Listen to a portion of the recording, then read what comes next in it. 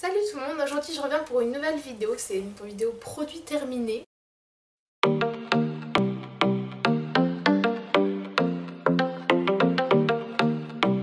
Parce qu'on est très original dans la famille.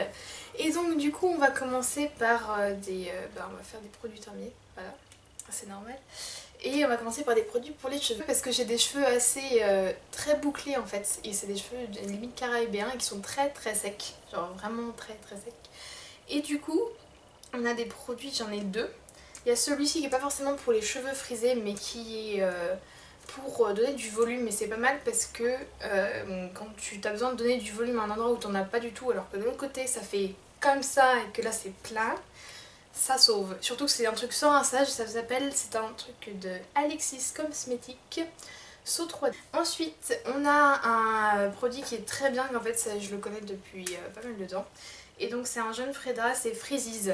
Et celui-là ça empêche de faire des petites bouclettes là juste derrière les oreilles, ça empêche pas mal de faire les bouclettes et c'est vraiment super bien. En plus ils sont bons je crois, oui ils sont très bons, voilà.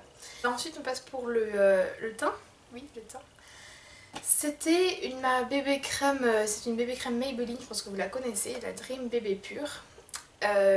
Et qu'elle était très bien, mais je pense qu'en termes de couvrance, il peut y avoir mieux. Si vous devez faire un maquillage très rapide pour cacher que quelques imperfections, elle est très bien. Ensuite, oui ça c'est un testeur, mais c'était une bébé crème Dior que j'aurais bien aimé m'acheter, mais ça coûte quand même un peu cher.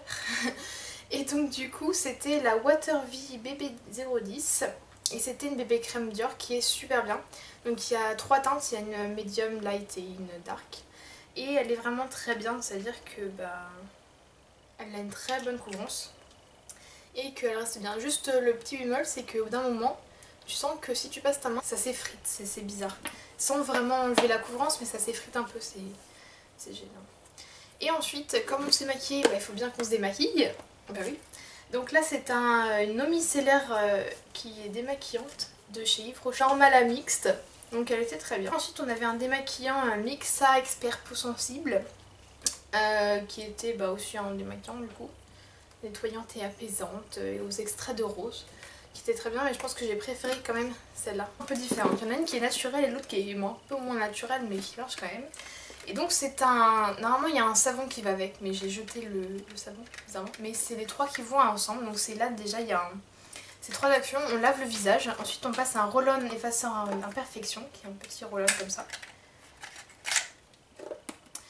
Voilà, et ensuite il y a une crème hydratante anti-brillance imperfection qui marche très bien. Donc en fait le triple des trucs, enfin d'avoir les trois, ça marchait très très bien sur les boutons. Et il y a un savon, et donc le savon de packaging est vert et noir en fait. Donc vous trouvez, c'est blanc avec des écritures vertes, pas rose. Ça, c'est de l'huile de tea tree, j'en ai racheté et j'ai presque fini encore. Donc c'est de l'huile de tea tree, vous pouvez en trouver dans toutes les parapharmacies, tout ça, mais c'est une panorama, on s'en fiche un peu de la marque.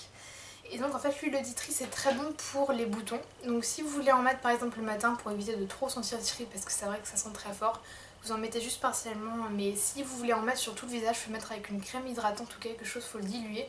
Sinon ça peut donner des allergies. Et donc en fait ça marche vraiment très bien aussi. Et ben voilà, le tea tree c'est bien, j'aime le tea tree. Mais ça sent vraiment très fort en fait. Ah ouais, mais celui-là il pue en plus.